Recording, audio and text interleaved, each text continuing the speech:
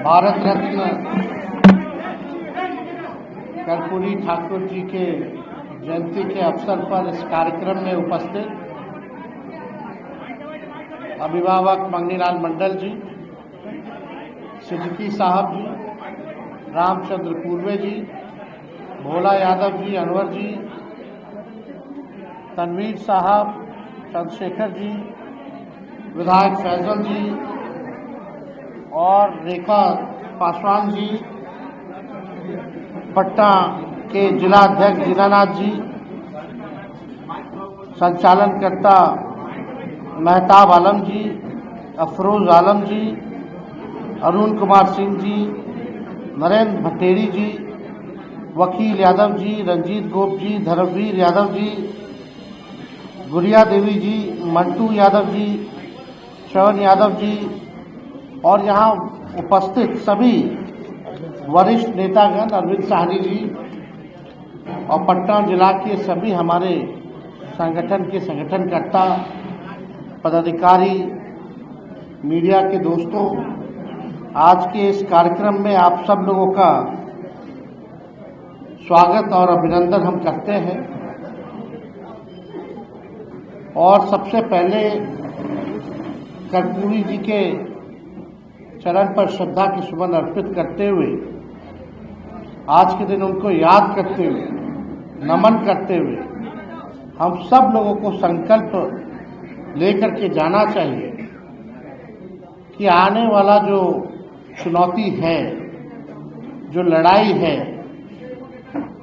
अभी तक कर्पूरी जी का वो जो सपना पूरा नहीं हुआ, उस सपने को हम लोगों को पूरा आने वाले भविष्य में करना है। बिहार की जो स्थिति है, गरीबी है, बेरोजगारी है, पलायन है, शिक्षा के मामले में, चिकित्सा के मामले में बिहार सबसे फिसड्डी राज्य है।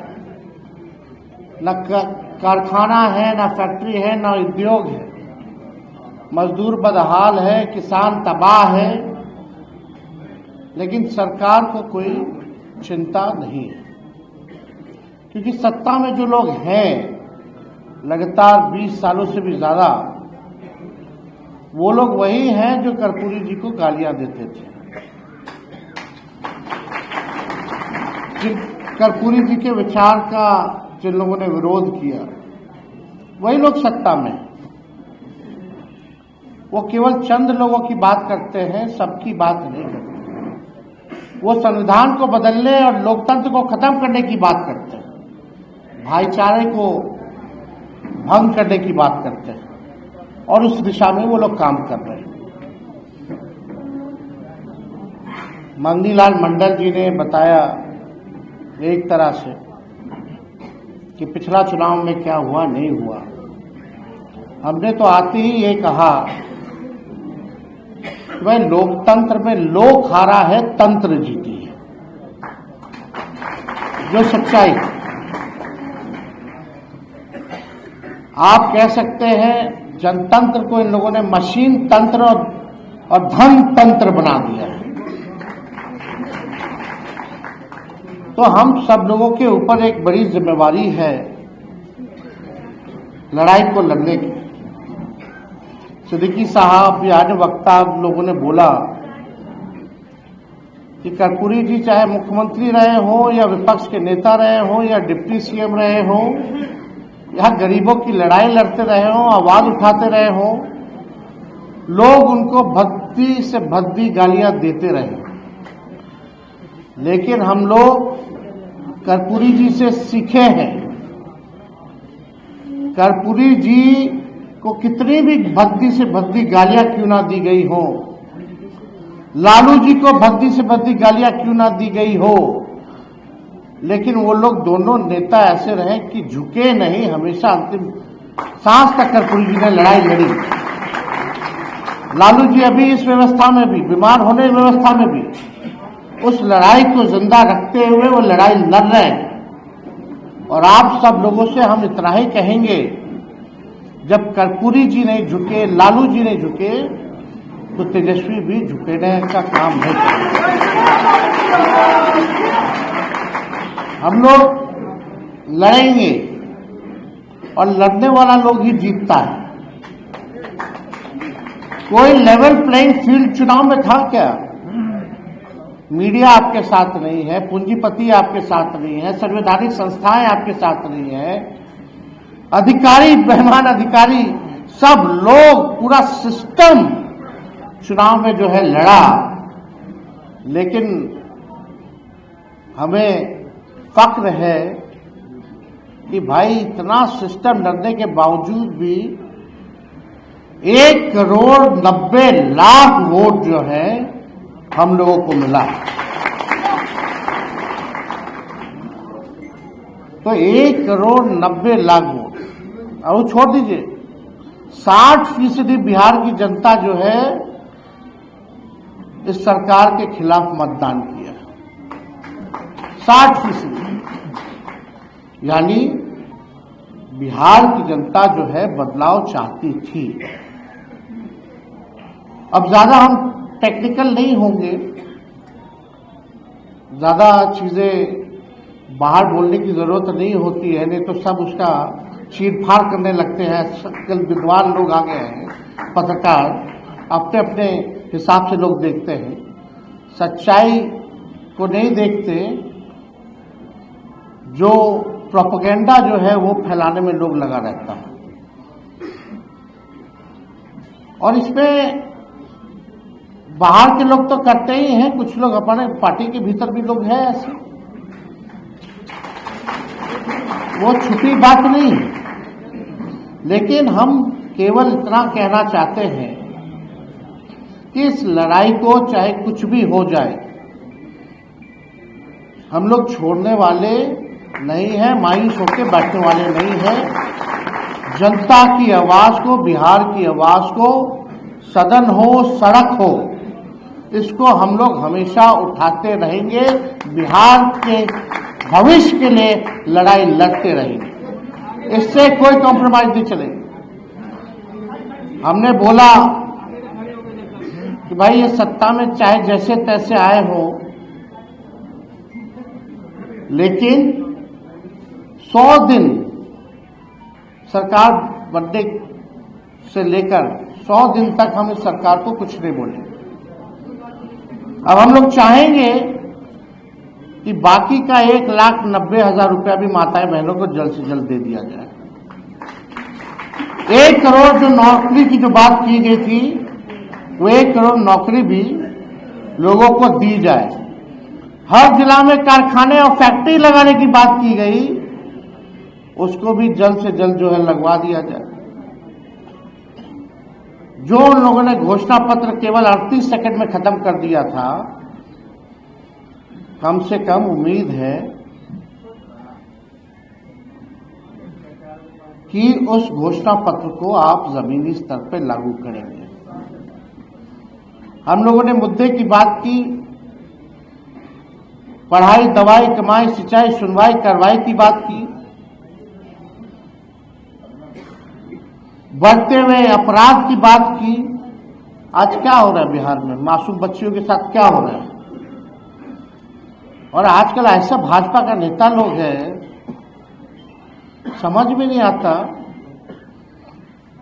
अभी एक बड़े विद्वान भाजपा के जो अपने आप को एलीट समझते हैं, बहुत चतुर समझते हैं, वो सोचते हैं कि उनसे ज्यादा कोई विद्वान और डैशिंग आदमी कोई है ही नहीं।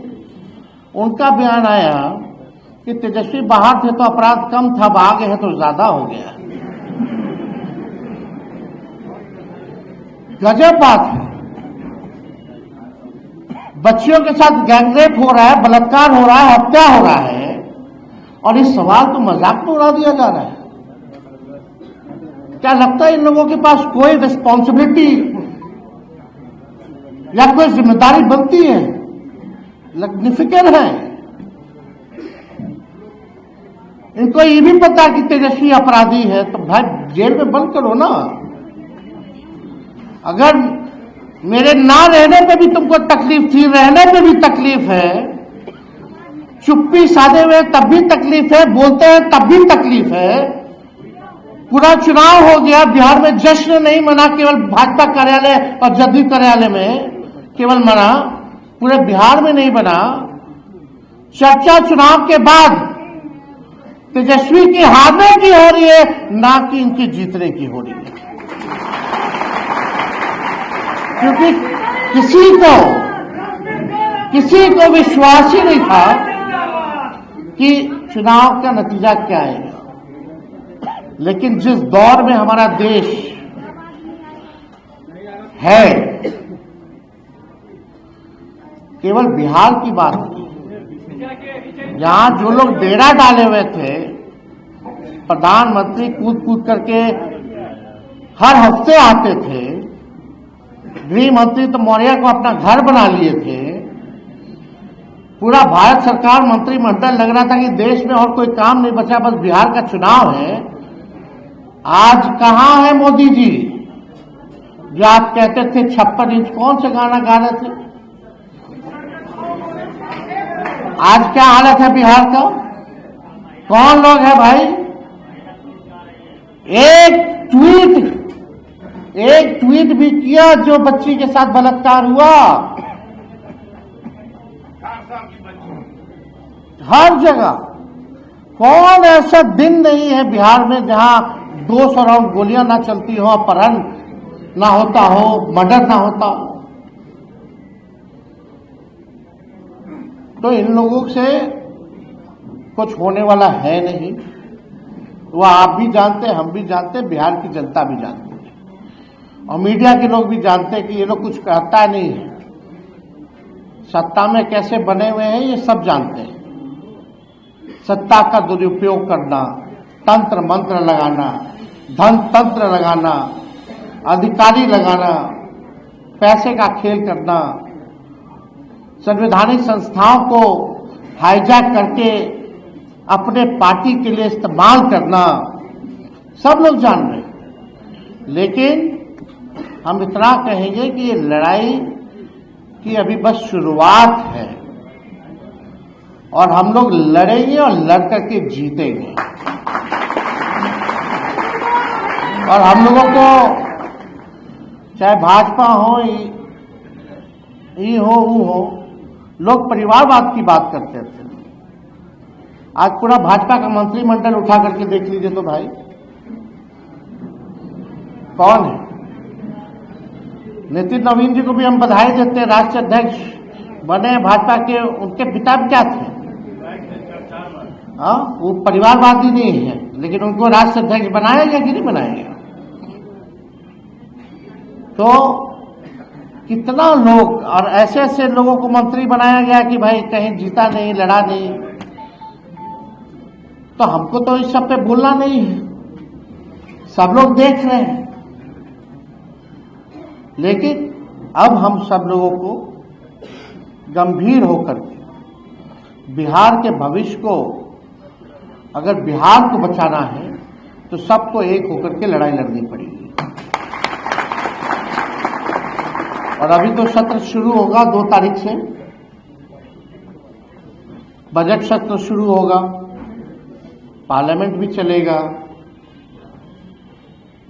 उसके बाद हर जिले का हम लोग कार्यक्रम बना करके, घूम करके हम लोग जो है नया मजबूत संगठन जो है बूथ वाइज जो है हम लोग बनाने का काम करेंगे।